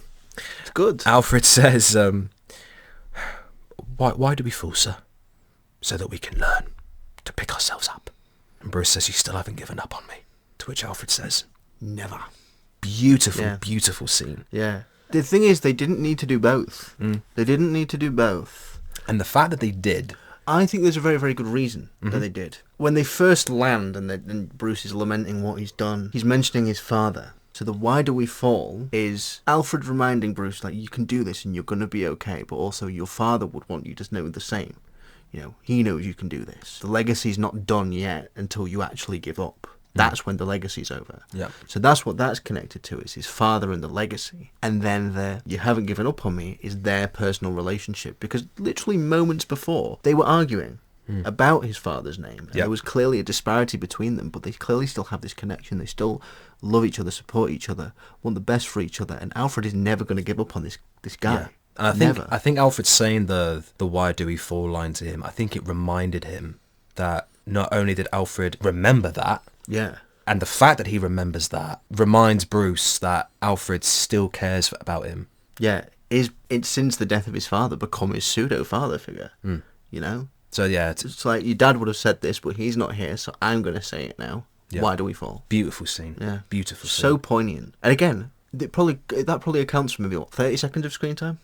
30 seconds. And it's packed with so much nuance and subtext and just everything. And it pays off 2 really massive, significant things that were set up ages ago. It's fantastic. Fantastic. So the city has now become chaotic. And this is now, we have now entered the climax of the film. We're in the end game now. We're in the end game now. The bridges have been lifted, haven't they? So no one can get out of this part of Gotham. Yeah. People are panicking. They don't know what's going on. King Joffrey is wandering the streets. Yes. I can't find my mom. I can't find the queen. Bring me her head. Or a woman. To which this man, who's clearly one of Ra's... I said Ra's. This is what I've done to you. Bestowed this onto me. It's alright, I've been saying Raz. We've switched. Oh no! This guy who's clearly one of Ra's al Ghul's goons sort of nudges the kid away, and Rachel's like, "Hey!" And you see Ra's al Ghul wearing this mask, which, the way it looks, I don't know, it does make me think of Bane. I suppose there is a similarity. I don't know why. Yeah, there is certainly a similarity there. And they've set up the emitter. And Ra's al Ghul says another great line. He says, "Gentlemen, time to start the word." And the word is panic. Sets the emitter off. The entire water supply is vaporized. Works perfectly in Neeson's voice. Neeson has a fantastic voice. He does. Like, Taken's another great example, obviously. Very Oh iconic. yeah, the classic speech. I liked him in the A-Team. I thought he was perfect in that, and he does a lot of... Do you know, I did quite like the A-Team, yeah. And he's got some great lines in there, so yeah. Even Phantom Menace. Yeah. He does... The lines aren't the best, but his delivery makes up for it. Yeah. So this part of Gotham is now completely covered with Crane's toxin. And people are freaking out. People are seeing things. They're seeing what they fear most. Gordon, Tiny Gary, injects... His biggest fear, Big Gary. What? Gary? Just a big Gary. Yeah. Just it's like Tiny Gary, Big version. but big. Thank you for explaining the difference between What's wrong with me? I think I've broken Ben. Anyway. Tiny Gary. Tiny Gary. Gordon injects the cure in himself. Yeah, they are his favourite band. Sorry, you only just got back on track. Flass is freaking out because he's seeing strange things. He starts pointing a gun at people, to which Gordon knocks him out. Yeah. Also, all of the inmates from Arkham have been released. Yeah, Scarecrow included. Yep, because one of the goons passes his mask to him and he says, "Time to play." Zaz is also one of them. Yeah, because he's he the sort of main one that corners Rachel and Joffrey. Yeah. I love that just calling him Joffrey now. Yeah. And Rachel is with Joffrey and she says, don't worry, no one's going to hurt you. Of course they are. Crane? No. Scarecrow. Amazing scene. Yeah. Amazing line. Yeah. Scarecrow gets defeated way too easily. Yeah, like they could have done so much more with that. 100%. Yeah. Where did he get the horse from?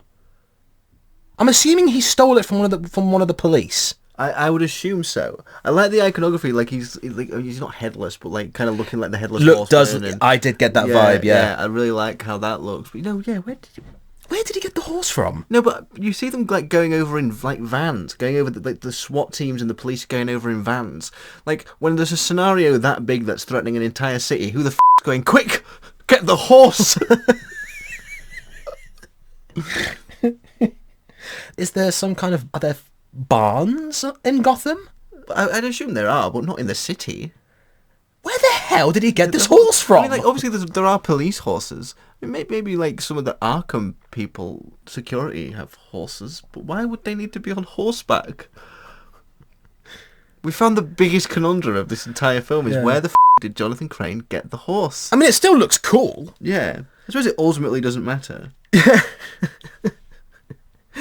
So I'm going to lose sleep over that, just so you know. I wrote down, Johnny Boy has a horse, ...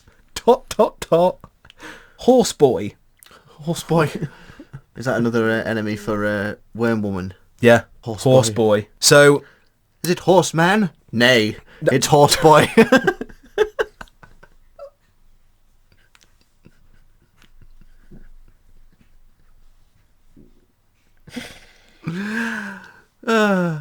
Now, if you'd excuse me, I must chew on my hay. His string of hay is the equivalent of Sherlock Holmes's pipe. Yes. So, everyone is going chaotic, everyone is attacking each other. Scarecrow then corners Rachel and Joffrey. He's going, there's nothing to fear but fear itself. To which Rachel just instantly tases him in the face. That's the last time we see of Scarecrow. Why did she not have the taser before? You know when she got toxined before? Why did she not have a taser? That's a fair point. She could have been taken down there and just been like, but Yep, Rachel's got him. Rachel's a dum-dum. I don't know if the mic picked that up. Maybe. So that's the last time you see of Crane. Mm-hmm. But then Rachel and Joffrey are being cornered by all of the other Arkham inmates. Dun dun dun. Zaz being one of them. Yeah. He's approaching them with a knife and Joffrey's going, it's okay. Batman will come. He'll come. I have. Come. To which Batman comes down, gets rid of Zaz, and then saves Joffrey and Rachel. Batman goes to jump off the building and Rachel's, wait! You could die. At least tell me your name. To which Batman says the classic defines me line, giving away his identity to Rachel. She goes, Bruce? Imagine if she didn't figure it out. Like he said that line and she's just like, Dave? Even though she's like, hey, I said something similar like that. It's a good quote. Must have been reading some of the same inspirational books. Doesn't that quote just help people? Oh, God, Rachel, you... Read the room! Imagine if he just went, yeah, it was Bruce. Right, it's me. No, wait, you could die. At least tell me your name. Bruce. Hey, Rachel. I love you, by the way. Bye. So Batman jumps off the building. He's flying across Gotham. People are freaking out because all they can see is a giant bat. The visual of him flying over the Narrows and like people's POV of them looking up like at him and him literally being the embodiment of fear, that the symbol of fear that he always wanted to be, but not quite in the way that he wanted it. Yeah. That's cool. Yeah. Yeah. The glowing eyes and everything. I thought that was a little silly, the glowing eyes. Perhaps a bit much. I think it would have been cooler if he actually did look like a giant bat. Yeah, that's a Very good point. But it's fine. Yeah. See, this film, I find it really, really hard to find flaws in it, but where most of the flaws do come, and they're minor, they're not anything significant, are in this finale section. Yeah. So Batman then approaches Ghoul, to which he says a really funny line. Well, you took my advice about theatricality a bit literally. Oh, that's it. Tiny Gary needs to drive the Batmobile. Tiny Gary? To blow up the bridge. Yes. Ra's al Ghul goes off. He's fighting. Batman is fighting more of his goons. Yeah. Now, this is one of my things. Earlier on, I think part 1, when we were talking about the fight in the prison, I was praising how you could see everything. And despite the rapid cutting, you were still very aware of what was going on. Yeah. In this fight, maybe it's because of the lighting, because the Narrows is so dark, but because of how it's cut, and because all 4 of the goons are, sort of meant to be identical, it's so hard to track, like, what's happening in that fight. Yeah. So something I praised it for earlier is now being it's letting me down in the finale. Yeah. Yeah, just irritates me. So Batman's fighting off a bunch of people who are obviously freaking out because they're still affected by the toxin. Batman then uses a grapple to get onto the train. He's then off swinging through Gotham. Yeah, like when he's got onto the train, like the stakes are so high, that train is going. If it makes it to Wayne Tower, Gotham is They're screwed. The city is tearing itself apart below. Ra's is on the train. Gordon's following with the tumbler. Batman's being dragged around and hitting and bouncing around the place. Like, the tension is so good. Yeah. Like, the whole sort of being against the clock thing really... Oh, yeah. You feel it there. Again, paced brilliantly with Hans Zimmer's music. Yeah. Like the bum, bum, bum, bum, bum, bum, bum. It's like that. I mean, the scene alone is hyper and thrilling, but the music just amps it up. Yeah, I wonder if it would hit the same if you took the music out. I don't think it would. And you could just hear wind whistling. Yeah. Of course, the Batman being dragged behind the train like... Ow, ow, ow, ow, ow, ow. They would have to go to the Hollywood databank for wind. What a callback, wow. Yeah. Props to anyone who remembers that one. Yeah. So, Tiny Gary's getting used to driving the Batmobile. Batman gets on the train. Ra's al Ghul is like, you will never learn. And they have their final boss battle. Yeah. The gauntlets come back because Batman uses it to absolutely Raz's sword. That's it, he says. Familiar. Don't you know anything new? How about this? Pretty badass.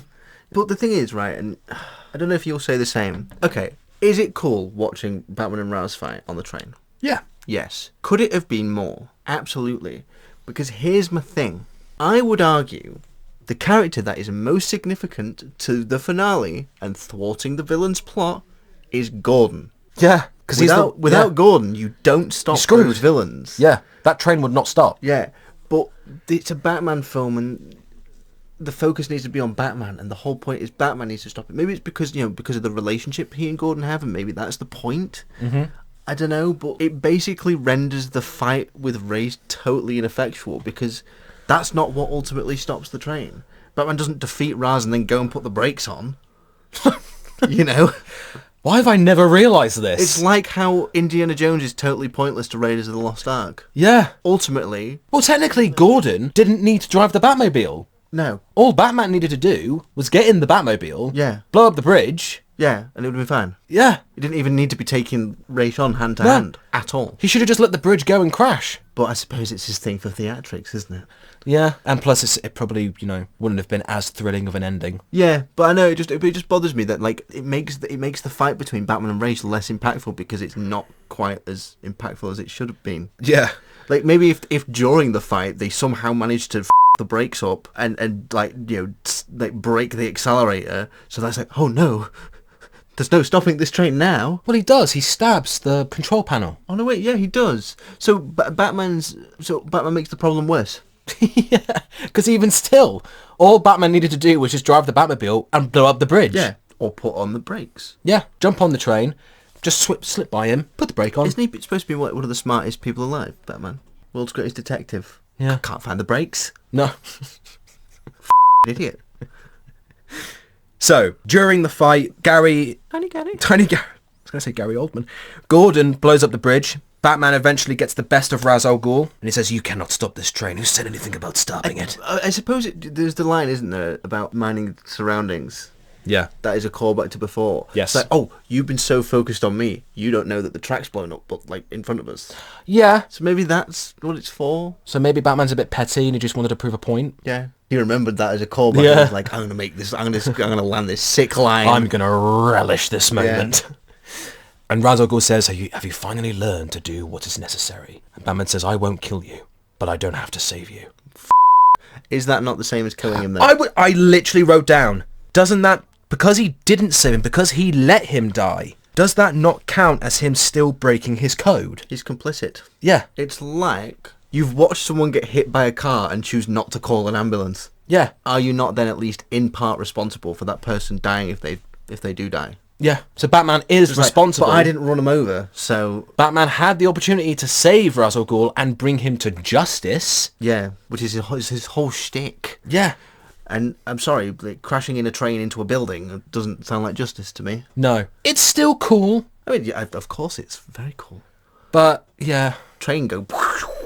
And the building goes... And Batman goes... And the day's saved, but... I should be a Foley artist. I actually know a Foley artist. I can get you in touch. Oh my god. I'm gonna do a dub of Batman where all the sound effects are removed and it's just me going like woo, bang, wee. Oh, now that you bring that up, I have to mention, right, so my very good friend Tom Bates, who not only designed the theme music for the podcast, so good. He's also he's done some animation stuff for me. He's an amazing designer. He's a very talented guy. He's also really, really funny. And I normally do tag his YouTube channel in the description of our episodes. So you can always just go in the description and you can find his channel. I don't know if it's still on there, because this came out quite a while back. It was hilarious. He did a really short video, clips from Batman vs Superman. Oh, I remember. And he did a voiceover for it, and it's just Batman fighting Superman, going, "Come on, then you I remember. I'd forgotten about that. That's so good. Yeah. Oh my god. Yeah. Please go watch that. Watch his channel. He's so good. So, Ra's is defeated, the city is saved, the toxin has been stopped, and then it cuts to the hobo with a shotgun, Rutger Hauer, returning to Wayne Enterprises, and to which he's then told that the meeting has already started. He's like, what? He enters the room and sees Fox leading the meeting. He then calls Bruce. Bruce then reveals that he bought most of the shares for Wayne Enterprises because Wayne Enterprises had gone public. Yeah, and he used various other shell companies to buy out the majority of the shares. And clever. Very clever. And Fox has taken over his job, to which Fox looks at him and says, Didn't you get the memo? Another callback. Another callback. So many. It then cuts to Bruce boarding up the well. The well. Well. He boards up the well. The well. Rachel then approaches him and they're talking. And Bruce says, I'm sorry I didn't tell you. And she says, no, it's okay. And they kiss. Yeah. It's a tender moment. She teases him. She's a Why? Because she's then walking up to him. She's being quite romantic. And they kiss. And then she goes, but then I saw your mask. Yeah, right.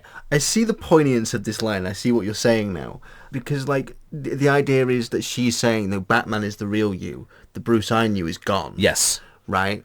Which is poignant and poetic, very yes. true. But then, if you want the old Bruce and not the Batman Bruce, why the did you kiss him? Yeah, that's very misleading. Yeah. So you're kissing him and he's thinking, whoa, you accept me for who I am. This is great. No. Maybe it's just the whole this is the last kiss for that version of Bruce. Yeah. This is for him and this and is where it ends. And obviously Bruce, when she says that to him, Bruce is obviously, he understands. Yeah. But don't break the poor guy's heart. This isn't a movie. If this was in reality, it would be a completely different story. Yeah, okay, that's true. Yeah. Sorry. Yeah. It's a good point you raise. You know why I'm flabbergasting. I know, yeah. No, I totally understand that. So they're walking through all the rubble that was Wayne Manor. Yeah. And Rachel sort of leaves, and Bruce looks down and he finds his dad's stethoscope. Another callback. Yeah. We also get the line about rebuilding it brick by brick. Yes, so he finds the stethoscope. It's burnt, it's broken. He has the flashback of the stethoscope. I love that the stethoscope is never talked about. No, it's in 2 scenes. 2 scenes. Or is it 3? Might be 3. 2 or 3. And it is just the visual. Yeah. It's never talked about. It's never mentioned. It's the idea, I think, of, originally Thomas Wayne was Gotham's healer, and then he died, and now the stethoscope is, poignant to Bruce because he's Gotham's healer. That was such a beautiful way of putting it. Yeah. Wow. I never thought about that until that just is very now. Yeah, that is very true. Wow. Yeah. That's a very beautiful way of thinking about it. And it's funny that it's the stethoscope because it's the heart. Yeah. Dude. Yeah. I'm touched in more ways than one. That's just my hand down your pants, man. Well. Well, to undercut a moment. Yes. And Rachel says to him, what will you do? And he says, rebuild it just the way it was, brick for brick. Is he meaning the manor or does he mean Gotham? Both, possibly. And Alfred says, exactly how it was? Well, yeah, why? I was thinking we could probably add some modifications. Now, that being the case, wouldn't they have to get builders? Yeah. And not a single one of them would question it. Yeah. This room of yours is suspiciously bat-themed. I see the bat suit in the corner, the Batmobile in the other corner. Oh, he must just be a fan. He's collecting all this memorabilia. That's a very cool hobby. Spelunking. Spelunking. So it then fades to, we see the bat signal. Bat signal. It's cool. And Batman approaches Gordon, Tiny Gary. Tiny Gary. And Batman likes the signal. He says, nice. And Tiny Gary says to him, you've really started something. Batman says, well, Sergeant, it's Lieutenant now. So Tiny Gary has been promoted. Medium Gary. I put Tall Gary. It's a trilogy. You can't be Tall Gary until the 3rd one, Ben. Oh, I've jumped ahead. No. Gordon is worried that things are going to get worse. But Batman says, it's okay, we can bring Gotham back. And Gordon says, but what about escalation? We bring this, they bring that. Yeah. And you're wearing a mask and jumping off rooftops. Get this guy. Armed robbery, double homicide, got a taste for the theatrical like you. Has a calling card. And we get our first little tease to the Joker. Well done. Like, they could have made that like an end credit scene in the same way that Marvel kind of do things, but they made that just what we end on. Yeah. Which is genius. But also, there's a line just before it in this conversation where Gordon mentions that there are still Arkham inmates out there. Yes. Right? And then suddenly this Joker guy's appeared. Was he an inmate? Was he an inmate? Oh, that's interesting. That's why we never heard about him before. Yeah. And then all of a sudden after Begins, he's a significant player. Oh, I've never thought of that. I forget where this came from, but I'm sure there'll be YouTube videos on it. But there's an idea that there's a theory that the Joker is like ex-military who was so traumatized and he got like his scars and stuff in warfare. Yeah. And then came back to Gotham and ended up getting committed. That is so interesting. Yeah. We'll might save that for when we do The Dark Knight eventually. Hopefully not in as many parts. I don't know. No, probably end up I don't being more, know, dude. to be honest with you. But it's just a really interesting concept. That is such a cool theory. Yeah, that he was an inmate at Arkham. Yeah, and it makes sense. Yeah. That's so cool. Yeah. They never draw attention to it, and they never confirm or deny anything like that. No. Obviously, the whole point of the Joker is that his origin's supposed to be a mystery. Complete mystery, yeah. But interesting. That is... I'm going to look at it so differently now. Yeah. But yeah, that's really cool. Yeah. So Batman says, I'll look into it. Yeah. Me at work. When they try and give me more to do. I'll look into it. Batman goes to leave again. What a great line. Not just a line, just the exchange. Yeah. And this perfectly... What's the word I'm looking for? This perfectly finalises the friendship that Batman and Gordon have been forming.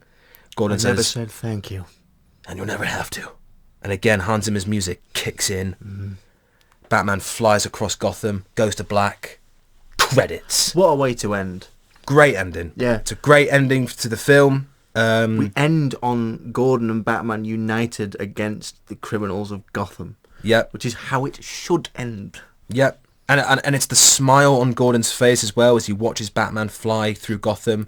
The hopefulness that things are going to get better. That there is now a hero that people can look up to. Yeah. Could you imagine if like that moment ends and then the credit song kicks in and it's Bonnie Tyler's "I Need a Hero"? What? God, the change of tone. Yeah, so drastic. I don't know why my brain just went there, but yeah, I think it's Bonnie Tyler's in my playlists. And I think I was listening to that on the way here, funnily enough. Tune. It is a tune. Yeah. So yeah, that is Batman Begins. Overall, despite its flaws, because it does have quite a few, it's still a fantastic film. Yeah, and I still maintain it's the best Batman origin. I've loved watching it, but I'm probably not going to watch it for like a good 5 years. Same. I've watched it a lot, and I mean, we've talked about it now for 4 hours minimum? About, yeah. Yeah, and it's probably twice the length of the actual film. Yeah. But, that just goes to show there's so much to say about this thing. Yeah. Christopher Nolan as, director, and... David Goyer, there we go. The writing is amazing, and the performances by Bale and Kane and Neeson and Murphy are all just so captivating and so... There's a reason that all these people are, like, absolute top tier in their fields, in their industry. Yeah. There's a reason that they're all so successful and so well renowned. And it's an absolute powerhouse of talent in every sense of the word. Like Hans Zimmer on the score, yeah, they absolutely cooked. They did, and they delivered. 100%. So that's it for this episode. Are we having a break from Batman for a bit? We are. Are we doing Worm Woman next? Well, the next film we're going to review is very different from Batman, as we will be reviewing the new Marching Powder, the new Nick Love film starring Danny Dyer. So look forward to that review coming soon. I think that I'm going to do a version of Batman Begins where instead of Christian Bale, it's Danny Dyer as Batman. Yeah. Take care. Take care, my loves.